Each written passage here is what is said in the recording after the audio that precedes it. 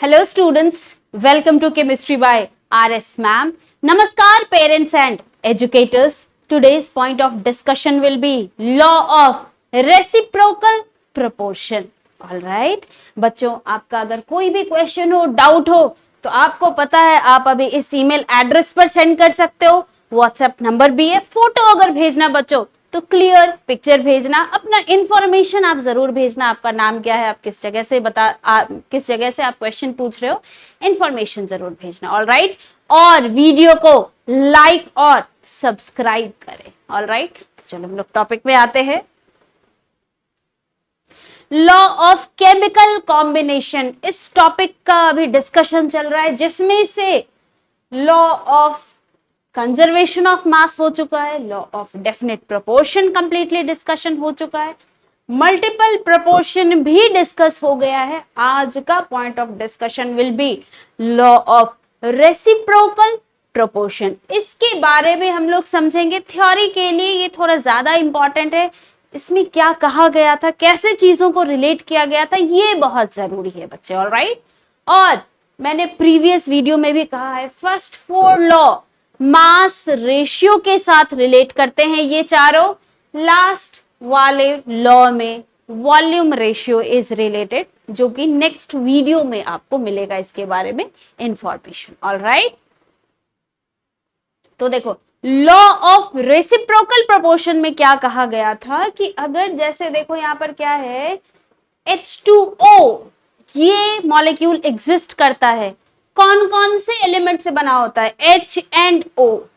All right, CH4 hydrogen oxygen के साथ भी कंबाइन करता है, हाइड्रोजन कार्बन के साथ भी कंबाइन करता है. ऑल राइट, तो यहां पे रिलेट ये किया गया था कि हाइड्रोजन जो कि ऑक्सीजन के साथ भी कंबाइन कर रहा है, हाइड्रोजन जो कि कार्बन के साथ भी कंबाइन कर रहा है. तो अब कार्बन एंड ऑक्सीजन, इसका जो आपस में कॉम्बिनेशन होगा, इससे जो मॉलिक्यूल क्रिएट होगा, उसके मास रेशियो का इंफॉर्मेशन यहां से इन्होंने रिलेट किया था. बात समझ में आई? इनिशियल लॉज के लिए ये बहुत इंपॉर्टेंट थे, लेकिन अब इनका वो यूटिलिटी नहीं रह गया है, बिकॉज हमें और भी बहुत सारे इंफॉर्मेशन पता है, बहुत सारे एक्सपेरिमेंटेशन अभी हो चुके हैं.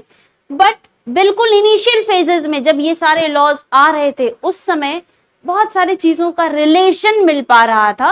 इस लॉ से आप इस तरह से समझ सकते हो. ऑल राइट, तो चलो हम लोग लॉ ऑफ रेसिप्रोकल प्रोपोर्शन में क्या कहा गया था, आखिर किस तरह से मास रेशियो का रिलेशन यहां हमें करना है, उस बात को समझते हैं. ऑल राइट, ठीक है. तो देखो H2O में क्या क्या कंबाइन हो रहे हैं, यही H ऑक्सीजन के साथ कंबाइन हो रहा है. तो क्या मास रेशियो है जिसमें ये कंबाइन हो रहा है? तो हाइड्रोजन का 2 पार्ट अगर आप ले रहे हो, अभी हम लोग पार्ट को ग्राम के टर्म में ले रहे हैं इस पर्टिकुलर वीडियो में. ऑल राइट, चीजों को समझने में थोड़ी आसानी होती है अगर आप यूनिट फिक्स कर लेते हो, because you can understand. Okay, 2 gram of hydrogen H is there. All right, 2 gram of H को अगर आप लोगे तो 1:8 यहां आएगा. Right, 2:16 will be the mass ratio. That means 1 part इसके ऑक्सीजन के 8 पार्ट के साथ कंबाइन करेगा. तो 2 पार्ट अगर आपने 2 ग्राम अगर हमने हाइड्रोजन लिया हुआ है, दैट मीन्स ये 16 ग्राम ऑक्सीजन के साथ कंबाइन कर सकता है और ये H2O का फॉर्मेशन कर सकता है. ऑल राइट, यही H अगर CH4 में आप चेक करोगे तो यहां पर यही H4 पार्ट अगर आप 4:12 रेशियो यहां आएगा. Right, molar ratio, mass ratio, CH4 का आप निकाल सकते हो, 12:4 आएगा. ऑल राइट, ये पार्ट जरूर करना खुद से.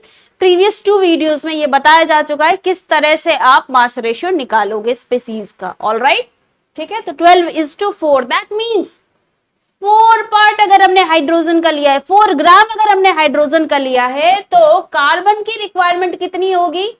12 पार्ट की, 12 ग्राम की. ऑल राइट, बात समझ में आई? अच्छा, अब देखो हाइड्रोजन तो कॉमन है, ठीक है. तो एक काम करते हैं ना, हाइड्रोजन का 4 पार्ट के लिए हमें पता है कि कार्बन का 12 part will be required. Hydrogen का 4 ग्राम अगर हमने लिया हुआ है तो कार्बन का 12 ग्राम विल बी रिक्वायर्ड. बिल्कुल इसी तरह यहां भी 2:8 का रेशियो है. तो 4 पार्ट अगर हमने ले लिया है, 4 ग्राम अगर हमने ले लिया है, दैट मीन्स 4 ग्राम लेने के लिए क्या करना होगा, इंटू 2 से मल्टीप्लाई करना होगा। तो सेम तरीके से यहाँ पे क्या आ जाएगा, इंटू 2 से मल्टीप्लाई करना होगा, इसका डबल करोगे तो ये भी तो डबल अमाउंट अभी रिक्वायर्ड होगा ना, क्योंकि रेशियो तो 1:8 ही होना चाहिए। बात समझ में आई। तो हाइड्रोजन को देखो, अगर हमने कॉमन कर लिया, हाइड्रोजन का भी क्या किया, हाइड्रोजन का 4 पार्ट अभी हमने लिया है, 4 ग्राम अगर हमने फिक्स कर लिया, तो ये हाइड्रोजन के 4 पार्ट के लिए ऑक्सीजन का 32 part will be required, oxygen का 32 part will be required. Hydrogen के 4 पार्ट के लिए, हाइड्रोजन के 4 ग्राम के लिए कार्बन का 12 पार्ट जब रिक्वायर्ड होगा, 12 पार्ट जब आप 12 ग्राम जब आप प्रोवाइड करोगे, तब जाके CH4 वो बना सकता है। बात समझ आई। यही 4 ग्राम जब कार्बन के 12 ग्राम के साथ क्या करेगा, कंबाइन करेगा, तो CH4 बनेगा। बात समझ आई। अब लॉ ऑफ रेसिप्रोकल प्रोपोर्शन में क्या है कि इन दोनों का रेशियो आप यहां से चेक करो, कार्बन एंड ऑक्सीजन का रेशियो आप यहां से चेक करो। कोई एक एलिमेंट का क्या करना है, आपको फिक्स कर देना है इसका पार्ट, ठीक है। चेक कर लो वो कितने कितने डिफरेंट पार्ट्स में डिफरेंट डिफरेंट एलिमेंट के साथ कंबाइन हो रहा है। जैसे यहाँ पे HO के साथ कंबाइन होकर H2O बना रहा है, डिफरेंट सब्सटेंस। H कार्बन के साथ कंबाइन होकर CH4 बना रहा है, which is a different substance. बात समझ में आई। अब रिलेशन किस में है, ये दोनों जो डिफरेंट एलिमेंट थे जिसके साथ ये हाइड्रोजन कंबाइन हो रहा था, इन दोनों का मास रेशियो आपस में क्या होगा, तो अकॉर्डिंग टू दिस लॉ इनका मास रेशियो अगर आपने इसका फिक्स कर दिया है, तो ऑक्सीजन का 32 पार्ट कार्बन के 12 पार्ट के साथ मिलना चाहिए। बात समझ में आई। क्या इन्होंने रिलेट क्या किया था कि भाई डिफरेंट डिफरेंट अगर आपने एलिमेंट ले रखा है तो उनके बीच का भी कोरिलेशन आपको यहां से आइडिया लग जाएगा। वो एक सब्सटेंस को ढूंढो आप, क्योंकि वो फॉर्म हो सकता है। बात समझे। अभी तो हमें बहुत सारे एलिमेंट्स, बहुत सारे कंपाउंड्स, उनका क्या क्या कैरेक्टरिस्टिक्स है ये सब पता है, बट सोचो इनिशियल फेजेस के लिए कितना इंपॉर्टेंट चीज रहा होगा, राइट। बात समझे। C:O कार्बन का 12 पार्ट ऑक्सीजन के 32 पार्ट के साथ कंबाइन कर सकता है, ये यही बता रहा है। ऑलराइट, दैट मींस 3:8 रेशियो में ये अगर कंबाइन करेंगे तो आपस में कुछ ना कुछ न्यू केमिकल सब्सटेंस बनाएंगे। आप अगर CO2 का मास रेशियो चेक करो, CO2 का मास रेशियो, तो देखो एग्जैक्टली आपको दिखेगा 12:32, बिल्कुल यही नंबर है। ऐसा पॉसिबिलिटी है डिफरेंट डिफरेंट सब्सटेंसेस के लिए इंटू 2 इंटू 3 इस टाइप के नंबर से मल्टीप्लाई हो।